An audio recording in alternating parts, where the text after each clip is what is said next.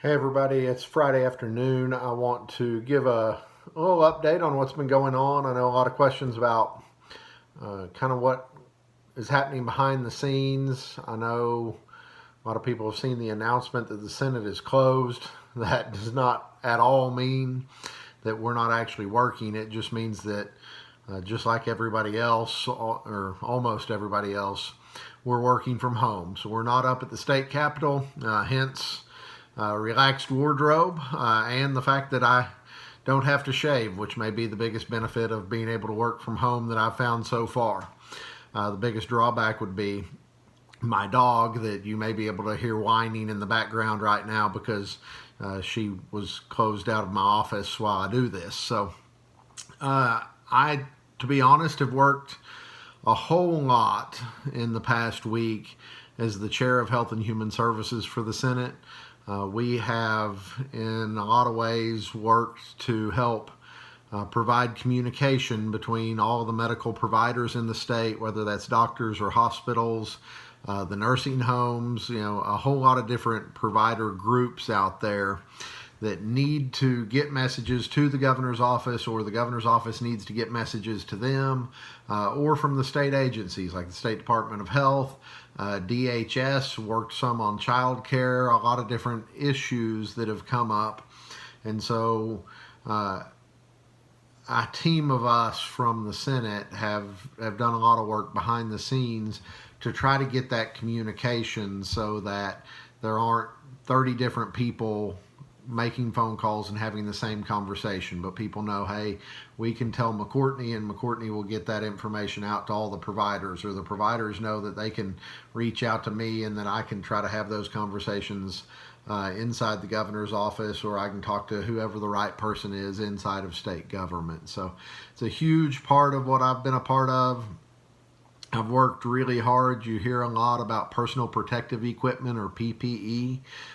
It is right now the biggest crisis on the medical side, is the real concern that our providers don't have the face masks that they need to protect them from getting sick, or the gloves or the gowns, all of those things. The state is working very hard to try to get kind of that backup supply, and it's getting harder and harder for our hospitals and for our doctors to find those supplies on their own. And so I've worked quite a bit on that, trying to figure out solutions, and again, more than anything, being the person who can communicate information back and forth between the state and the medical providers who are out on the front lines. So anything that I can do to support those providers, keep them safe, and really keep them on the job, so that as more and more of us get sick, we still have people that can take care of us. So that's been a huge part of my week. Working from home, I still have access to my email. If you call my office, I absolutely can get those messages and get back with you. My assistant is still on the job, again, not at the Capitol. The Capitol is truly closed. We haven't been in our office in well over a week, haven't been allowed in our office in well over a week, and that's going to continue for at least another week, just like most everybody. So call, leave a message, send an email.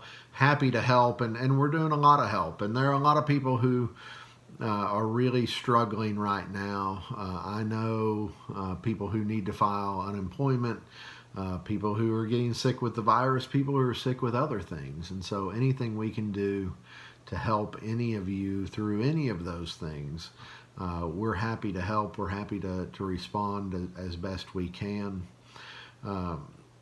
That's a really quick update on kind of what my world has looked like.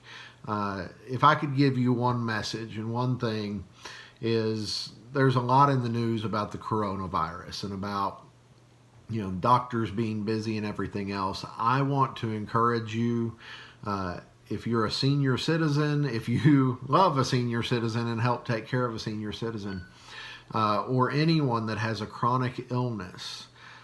I know people are scared to go to the doctor, but the last thing that we need right now is for people who could manage an illness by talking to the doctor, maybe getting a new prescription, if those people don't do those things and they end up in the hospital, it's obviously bad for them because they made themselves sick, and it's bad for the system because the system very soon is not going to have very many empty hospital beds. And so I really encourage you, the governor and the State Department of Health and the state insurance commissioner have worked really hard to open up the system so that we can get medical care through telemedicine. That may mean just getting on the phone and talking to your doctor. Your doctor may want to do some kind of video thing if you can do that. But I know people are scared to go to the doctor's office, and we have worked diligently to find ways to avoid you having to do that. I really, really encourage you, if you need to talk to your doctor, call the doctor. They may just take care of you over the phone. They may tell you, hey, come at this certain time and come in this door instead of the door you normally come in. But doctors have provisions. We want to make sure that you, even if it's not the coronavirus, if you need a doctor, you need to access that. Otherwise, we're going to end up kind of seeing a whole nother wave of sick people, not from the coronavirus, but because they didn't take care of themselves during this time frame. So that's, if I had one message to give, that's the message I would give you. Take care of yourself. We need to continue at least another week of social distancing, starting to see that the results of what we've done so far it is doing some good. And I saw my first set of numbers today that make me think that it's possible we're not going to run out of hospital beds, or at least we're not going to be so overflowed with the need for hospital beds that we can't keep up. So we may get to a place in the next few weeks where all of our hospitals are full, but we already have plans. The governor, the National Guard, a lot of people are working on plans for how to increase that number of beds when we need them. And that's our goal with all the social distancing, working from home, all of those things. If we get to a place where there are a lot more sick people that need to be in the hospital than there are hospital beds, we're going to see our friends, we're going to see our neighbors dying from an illness that they don't have to die from just because we overran the medical system. And so encourage you, continue to stay home, continue to be diligent in staying away from large groups of people. And then I very much continue to ask you to continue to pray. We need all the help we can get right now. We have a Creator that loves us and that is looking out for us. Pray for wisdom, pray for the stamina of the medical community that is working so hard right now.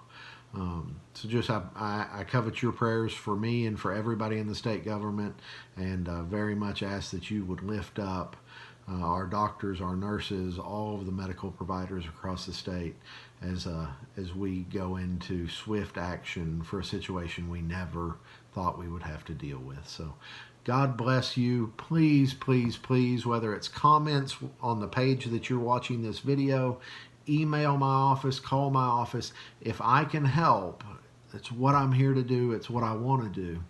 Just reach out to us. We're still working. We're just doing it in a baseball cap and a beard. So God bless you, and I will keep you updated again shortly. Thank you. Bye.